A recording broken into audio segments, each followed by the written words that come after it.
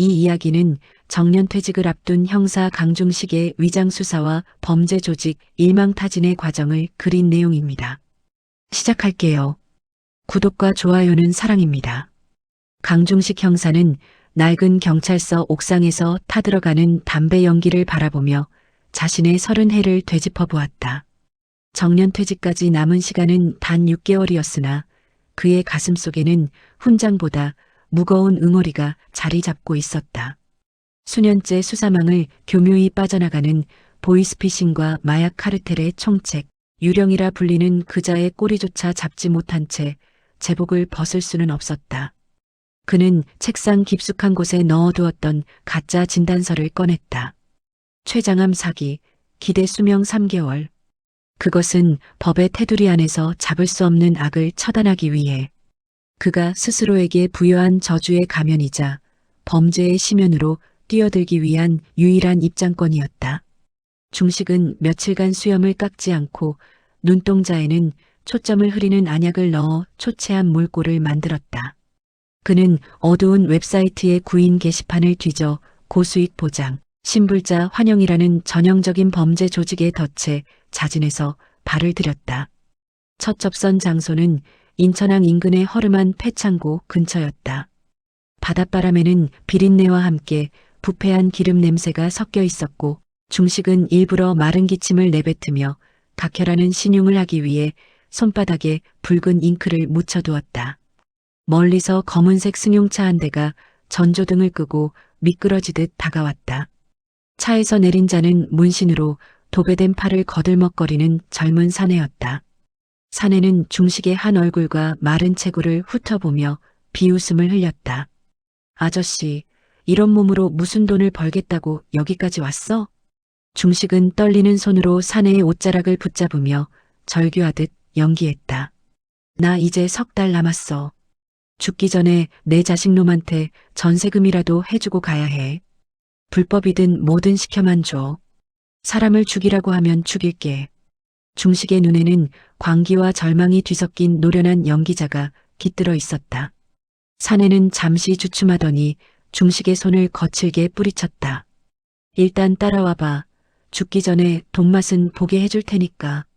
중식은 그렇게 썩은 동아줄을 잡았다. 그것이 자신을 파멸로 이끌 줄 알면서도 그 줄의 끝에 매달린 괴물의 목을 따기 위해 그는 기꺼이 어둠 속으로 걸어 들어갔다. 조직에서의 첫 임무는 이른바 던지기였다. 특정 장소에 물건을 숨겨두고 구매자가 찾아가게 하는 마약 유통의 가장 말단이자 위험한 작업이었다.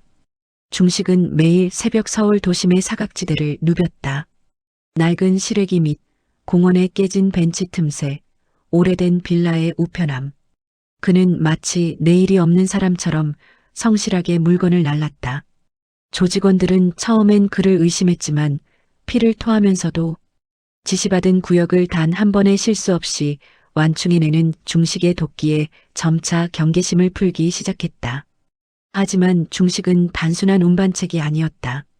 그는 물건을 숨기는 찰나의 순간마다 동료 형사들에게 약속된 신호를 보냈다. 그가 던지는 가짜 마약 봉투 안에는 미세한 위치 추적 패치가 심겨 있었고 중식의 동선은 그대로 경찰의 서버에 기록되어 거대한 유통망의 지도로 그려지고 있었다. 밤마다 낡은 고시원 방에 돌아오면 중식은 삭신이 쑤시는 통증을 느꼈다. 위장을 위해 복용하는 약물과 극도의 긴장감이 노련한 형사의 체력을 갉아먹고 있었다. 그러나 그는 거울 속의 자신을 보며 다짐했다. 이 거미줄의 끝에 도달하기 전까지는 절대로 쓰러지지 않겠노라고. 중식은 거리의 유령이 되어 조직의 하부 구조를 파악해 나갔다. 그가 맡은 구역의 실적이 올라갈수록 상급자들의 호출이 잦아졌고 중식은 그 기회를 놓치지 않고 조직 내 권력관계를 탐색했다. 그는 일부러 거친 욕설과 함께 돈만 주면 영혼도 팔겠다는 탐욕스러운 모습을 보이며 그들의 신뢰를 샀다. 범죄자들은 자신들보다 더 타락해 보이는 시한부 노인의 모습에서 기묘한 동질감을 느꼈다. 악의 생태계에서 가장 약한 고리로 잠입한 중식은 역설적으로 그곳에서 가장 신뢰받는 일꾼이 되어가고 있었다. 꼬리가 길면 잡히는 법이라지만 중식은 오히려 자신의 꼬리를 더 길게 늘어뜨려 조직의 몸통이 스스로 정체를 드러내기를 기다렸다. 던지기 실적을 인정받은 중식은 조직의 자금줄인 보이스피싱 콜센터로 차출되었다. 중국 접경 지역의 비밀 기지처럼 꾸며진 컨테이너 안에는 수십 명의 청년이 기계처럼 전화를 걸어대고 있었다. 중식에게 주어진 대본은 검찰 수사관과 금융감독원 직원을 사칭하는 진부한 것이었다. 하지만 베테랑 형사로서 수천 명의 피의자를 신문해 본 중식에게 사람의 심리를 흔드는 일은 식은 죽 먹기보다 쉬웠다. 그는 대본을 던져버리고 자신만의 연기를 시작했다. 중식은 목소리의 톤과 호흡을 조절하며 상대방의 공포를 극대화했다. 지금 당신의 계좌가 범죄에 이용되었습니다. 협조하지 않으면 구속수사 원칙입니다. 그의 목소리에는 서늘한 권위와 위압감이 서려 있었다. 중식은 콜센터 투입 첫 주 만에 팀 내 최고 실적을 기록하며 중간 간부들의 찬사를 받았다. 하지만 그는 수화기를 내려놓을 때마다 구역질이 올라오는 것을 참아야 했다. 자신이 내뱉는 거짓말에 속아 평생 모은 돈을 송금하는 서민들의 비명 섞인 목소리가 귓가에 쟁쟁했기 때문이다. 그는 치밀하게 움직였다. 피해자들이 입금하는 계좌번호를 외워두었다가 화장실에 갈 때마다 미리 숨겨둔 소형 발신기로 수사팀에 전송했다. 수사팀은 중식의 정보를 바탕으로 해당 계좌들을 실시간으로 동결시켰고 범인들이 돈을 인출하기 전에 피해 금액을 회수해 나갔다. 조직 내부에서는 갑작스러운 계좌 동결 사고가 잦아지자 내부 배신자를 의심하기 시작했다. 중식은 위기의 순간마다 은행 시스템이 강화된 탓이라며 오히려 간부들을 질책하는 대범함을 보였다. 그는 자신의 뛰어난 실적을 방패 삼아 의심의 화살을 피해갔고 조직의 자금 세탁 경로를 담당하는 핵심 인물 김 실장과의 접점을 만들어내는데 성공했다. 조직은 중식의 탁월한 심리 조작 능력을 높이 평가하여 고난도의 로맨스 스캠팀으로 배치했다. 외롭고 재력 있는 중년 여성들을 유혹하여 거액을 갈취하는 비열한 범죄였다. 중식은 세련된 중년 신사로 위장하여 온라인상에서 타겟들과 접촉했다. 그는 시한부 판정을 받은 슬픈 사연의 자산가 역할을 맡아 여성들의 모성애와 동정심을 자극했다. 중식의 서술은 유려했고 서정적이었으나 그 이면에는 조직의 해외, 자금 세탁처를 파악하려는 냉철한 목적이 깔려 있었다. 임무 수행 중 중식은 예상치 못한 인물을 마주했다. 타겟 중 한 명이 과거 자신이 담당했던 사건의 피해자이자 중요한 제보자였던 정숙이었던 것이다. 중식은 정체가 탄로날까봐 가슴이 철렁했지만 오히려 이를 기회로 삼았다. 그는 정숙에게 접근하여 은밀한 암호를 보냈고 눈치 빠른 정숙은 중식의 위장 수사를 돕기로 결심했다. 두 사람은 온라인상에서 아슬아슬한 연인 관계를 연기하며 조직의 자금이 빠져나가는 가상화폐 지갑 주소와 해외 유령 회사의 정보를 수집했다. 중식은 밤마다 정숙과 메시지를 주고받으며 범죄 수익이 세탁되는 최종 종착지를 추적했다. 조직은 중식이 가져오는 거액의 자금에 눈이 멀어 그를 조직의 핵심 운영진으로 승격시켰다. 사랑이라는 이름으로 사람의 마음을 유린하는 범죄의 현장에서 중식은 역설적으로 과거의 인연과 신뢰를 바탕으로 악의 숨통을 조여가고 있었다. 그는 이제 조직의 가장 깊숙한 방, 윗선들이 모여 회의를 하는 그곳의 문턱까지 도달해 있었다. 그의 최장암 연기는 더욱 무르익어갔고 조직원들은 죽음을 앞두고 미친 듯이 돈에 집착하는 이 노인네가 자신들의 몰락을 가져올 사신이라는 사실을 전혀 눈치채지 못했다. 조직의 신뢰를 얻었음에도 불구하고 의심 많은 중간 간부 박 전무는 중식을 끝까지 경계했다. 박 전무는 중식의 정체를 시험하기 위해 잔인한 덫을 놓았다. 조직의 규율을 어겼다는 명목으로 붙잡아 온 말단 조직원을 중식의 손으로 직접 처리하라고 명령한 것이다. 중식의 눈앞에는 공포에 질린 청년이 묶여 있었고 박 전무는 중식의 손에 날카로운 칼을 쥐어주었다. 형사로서의 양심과 수사의 성공 사이에서 중식의 심장은 터질 듯이 요동쳤다. 중식은 찰나의 순간에 기지를 발휘했다.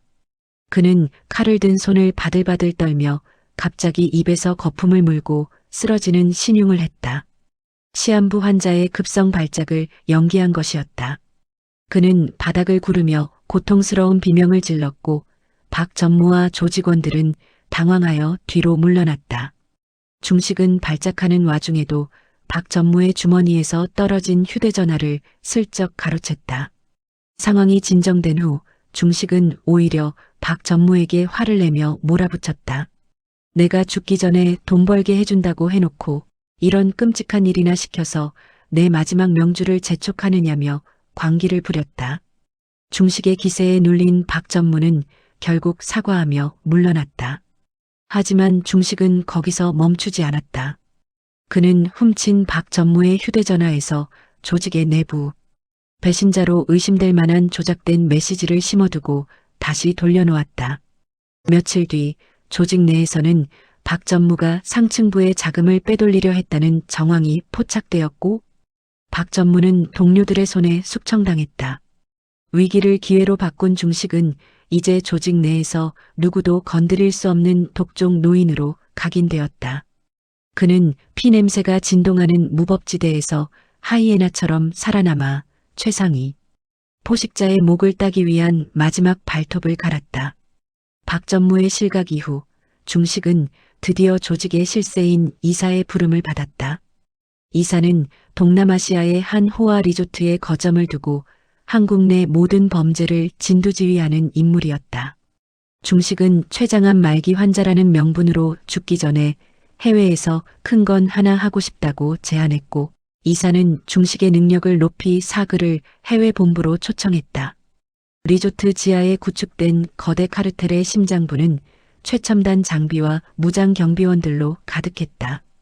중식은 그곳에서 보이스피싱, 마약 유통, 도박 사이트가 하나로 얽힌 거대 범죄 생태계의 실체를 목격했다.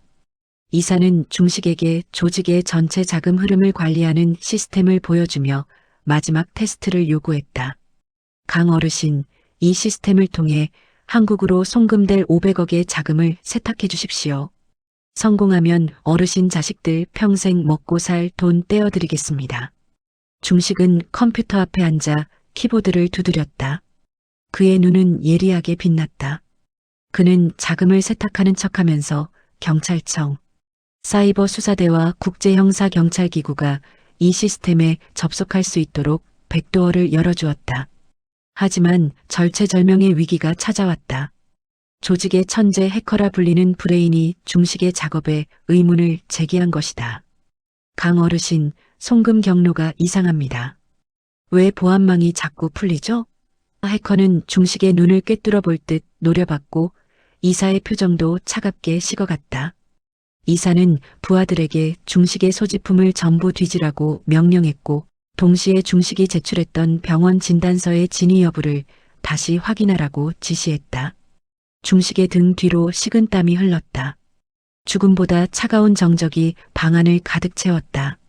중식은 자신의 마지막 심장 박동 소리를 들으며 이 거미줄의 중심에서 폭탄을 터뜨릴 타이밍을 가늠했다.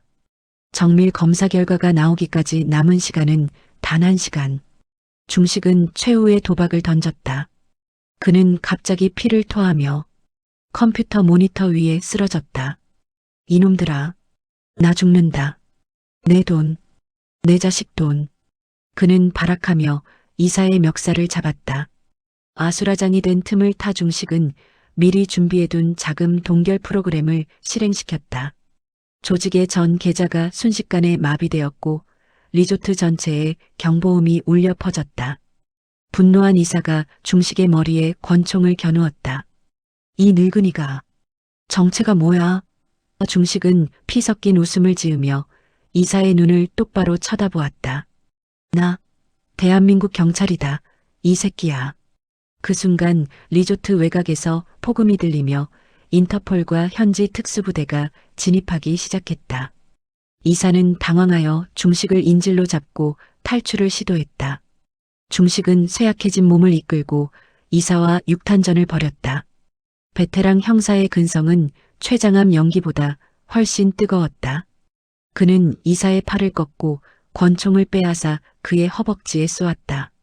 중식은 쓰러진 이사를 향해 다가갔다. 그런데 이사가 비열하게 웃으며 마지막 비밀을 폭로했다. 강중식, 내가 잡으려는 유령이 누군지 알아? 내가 가장 믿었던 선배, 은퇴한 최 반장이야. 이 모든 판을 짠 게 그 사람이라고. 중식은 망치로 머리를 맞은 듯한 충격에 휩싸였다. 자신에게 형사의 길을 가르쳐 주었던 스승이자 형 같았던 최 반장이 이 추악한 범죄의 최종 윗선이라니. 하지만 중식은 흔들리지 않았다. 그는 이사의 수갑을 채우며 차갑게 말했다. 누구든 상관없어. 법 앞에 예외는 없다. 그는 꼬리에 꼬리를 물고 이어진 악의 연대기를 자신의 손으로 끊어내기 위해 최후의 윗선이 기다리는 밀실로 향했다. 밀실 안에서 기다리고 있던 것은 정말로 최 반장이었다. 그는 고급 양복을 입고 와인을 마시며 중식을 맞이했다. 중식아, 고생 많았다. 이제 그만하고 나와 손잡자. 이 돈이면 내 남은 인생, 그리고 내 자식 인생까지 천국으로 만들 수 있어. 최 반장의 유혹은 달콤했지만 중식의 대답은 차가운 총구였다. 반장님, 형사는 돈으로 사는 자리가 아니라 이름으로 남는 자리라고 가르치셨잖습니까? 그 가르침 제가 오늘 완성해 드리겠습니다. 격렬한 총격전 끝에 중식은 어깨에 관통상을 입으면서도 최 반장의 다리를 명중시켰다. 마침내 모든 상황이 종료되었을 때 리조트 마당에는 수백 명의 조직원이 무릎을 꿇고 체포되어 있었다. 대한민국 건국 이래 최대 규모의 범죄 조직 일망타진 작전이었다. 중식은 구급차에 실려가면서도 자신의 손에 묻은 피를 닦지 않았다. 그것은 썩은 권력을 도려내기 위해 흘린 숭고한 훈장이었다. 뉴스는 연일 강중식 형사의 활약상을 보도했고 그는 전국적인 영웅으로 떠올랐다. 작전 성공 후 중식은 기적적으로 회복했다. 실제로 암은 아니었지만 위궤양과 만성 피로로 인해 죽음의 문턱까지 갔던 것은 사실이었다. 그는 1계급 특진과 함께 훈장을 수여받았고 명예로운 정년퇴직을 맞이했다. 동료들이 열어준 은퇴식에서 중식은 낡은 형사 수첩을 후배에게 건네며 말했다. 악은 지치지 않지만 정의는 결코 멈추지 않는다. 퇴직 후 평범한 할아버지로 돌아간 중식은 손주를 등에 업고 공언을 거닐었다. 이제 그는 가짜 시한부 진단서도 위장된 광기도 필요 없었다. 보이지 않는 곳에서 묵묵히 법을 지켜낸 노병의 뒷모습 위로 따사로운 햇살과 함께 전설이라는 이름의 찬란한 훈장이 내려앉았다. 여기까지입니다. 형사 강준식을 응원하게 되나요? 응원한다면 댓글로 공유해주세요.